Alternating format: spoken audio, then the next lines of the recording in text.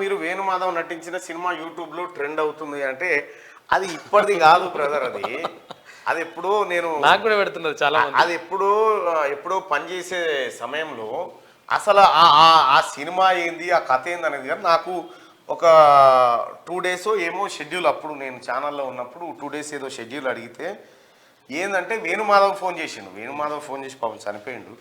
Venumadhav phone చేసి అన్న మన ఇద్దరం కలిసి ఇది చేద్దామని అంటే చేసిన. వాస్తవానికి ఆ స్క్రిప్ట్ వరకే తెలుసు, అది ఏం జరుగుతుంది ఏముంటుంది అనేది తెలియదు ఇప్పటి వరకు.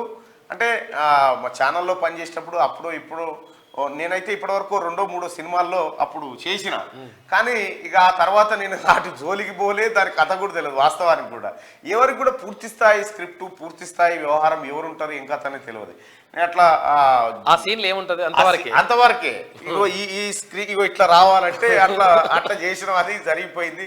అంత మిక్కిలి నాకు సినిమా ఆ తర్వాత చాలా ఆఫర్లు చేసిరు సినిమాల్లో గ్రామానికి. నాకు అది ఇది సూటబుల్ అయ్యే రంగం కాదని నేను అటు సైడ్ పోలేదు. అంత మిక్కిలి నాకు సినిమాల గురించి ఏం తెలియదు. అది నిజంగా ఆ సీను అది నిజమే, వాస్తవమే, ఆ సీను నిజమే.